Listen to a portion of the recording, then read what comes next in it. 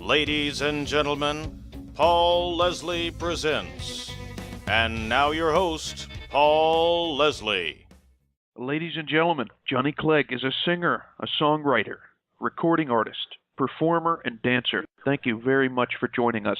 A pleasure, mate. What was your most vivid memory from childhood, going back a little? A lot of musicians can remember a vivid memory of music from a young age, perhaps. Oh, you want a musical memory? My mom, she was a cabaret singer. Was music an innate talent for you? I don't know. I think like most musicians, one comes to music with a sense of magic, sense of wonder. I think that's really what is a trigger to follow a musical career. When you hear something, and the thing is that it's intangible. It's sounds. It's just the sounds. They float in the air. It's sort of like you making a table, or building a building, or building a bridge, or making a car. It's making something invisible, which has this impact on your emotions. And I think for me, that was always the wonder of music, is that it comes and then it goes, and it leaves you with some kind of emotional impact. It's an emotional thing. And I've always, when I've written music, I've always looked for that. It's something which is exceedingly, it's mysterious. It's a mysterious undertaking. That's what I can say. What about dancing? Was that something that was an innate talent with you? I don't think when you talk about innate talent, I think you tend to mystify it, because talent is something that you discover because you are passionate about something. I think anybody who feels strongly about anything will discover that they can develop a talent around it, because it's, first of all, intrinsically meaningful. Secondly, they have all the tools available. They've got a good brain. They can play, or they've got all their fingers, or they can run, and whatever it is they want to do. There are people who are able to put in 6 hours of rehearsal a day, 2 hours in a break, and 2 hours in a break, and then the last 2 hours in the evening. That is a skill. That is something that enables you to discipline. That's not talent, as far as I'm concerned. That is a disciplined skill that you develop in order to increase the power of your tools that you've got. You want to be able to play a solo. You want to be able to understand chord progressions. You want to be able to predict the consequence of a key change in a particular progression. So all of those things you learn by simply playing and rehearsing and doing your scales and all that kind of stuff. Now, I don't do that. I'm a songwriter, so I have no virtuosity on my guitar. I just basically find the chords that I want and I sing them. I don't read or write music at all. So I'm an organic musician. I'm not a trained musician. So I come to music often stumbling through. But I enjoy that, because somewhere along the line I'll find something which really appeals to me, and I'll work on it, and I'll find that if I polish it enough, it stands up to scrutiny. I don't think that I was exposed to Zulu war dancing, and I saw something in it. It was young men having a dialogue, a physical dialogue with one another, very competitive, making statements and claims about being a warrior and being a man, and examining the notion of masculinity in their culture. When I saw that, I just became totally jealous. I thought, there's nothing in my culture that has this kind of discussion. I want to be able to talk like this. And so I went on a journey. I still dance for 40 years now. I think the most important thing for any creative undertaking is to have a sense of curiosity. Without curiosity, you have no scientific invention, you have no art, you have nothing. I think curiosity is a pivotal component to any creative act, and you can have a totally talentless person who's incredibly curious, and they'll discover something that scientists and others have never really looked at, because they were just more curious. That is a very fascinating point. A man named Dwight from Bradley Beach, New Jersey, wrote in, and since you just mentioned you identify yourself mostly as a songwriter, he asked, is there a song that is dearest to your heart? Oh, there are many, but I think the one that I would point out would be Scatterlings of Africa, but that's because of a number of things that happened. It was the song that broke Jaluka in the UK in 1983. It launched Jaluka internationally, and then when we recorded with Savuka, we decided to re-record the song slightly differently. And then that went to number one in France, Switzerland, and Belgium. And so the song launched my second band as well. So I have a very special connection to Scatterlings of Africa. You have this brand new album. It's live and unplugged acoustic. What prompted an acoustic album?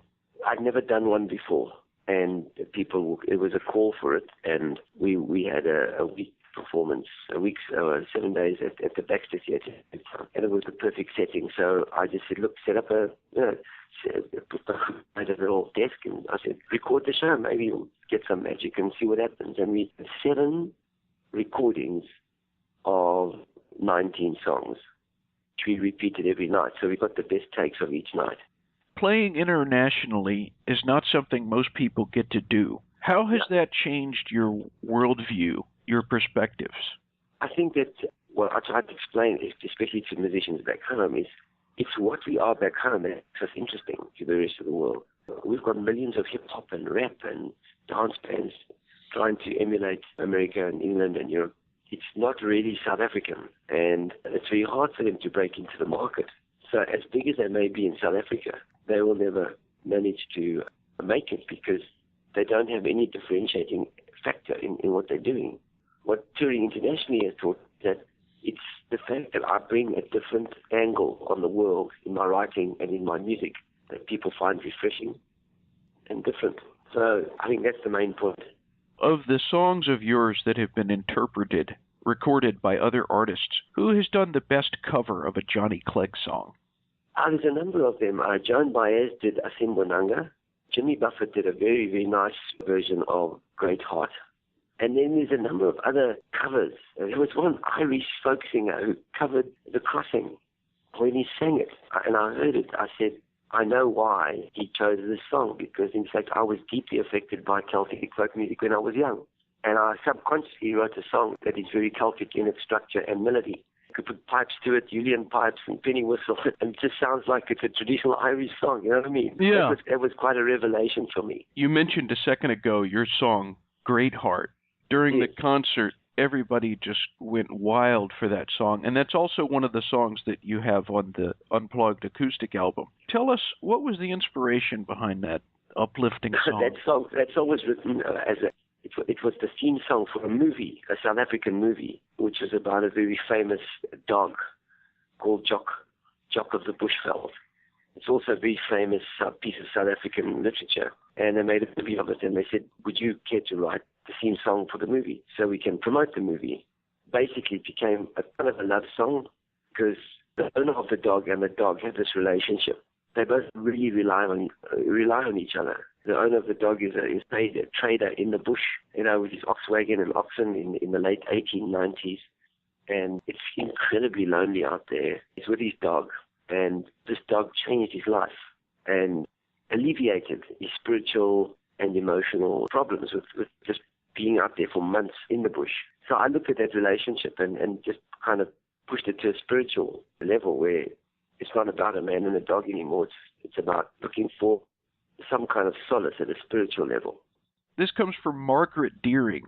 She wanted to know if a Johnny Clegg musical is still in the works.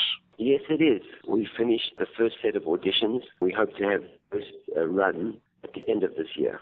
Probably will be Durban and then bring it to Johannesburg and then give it a few tweaks, bring in some international people from the West End in London just to see if we can internationalize it. Angus writes in, a lot of the people may know at the beginning of this tour, the opening act is a great artist named Jesse Clegg. He wants to know, will you ever record a duet with your son? Well, he had to struggle in the shadow of his father. He had to find his own musical voice, which he has. It's not the music I make. So he has had to play on his own and basically separate himself from me, which, is entirely understandable.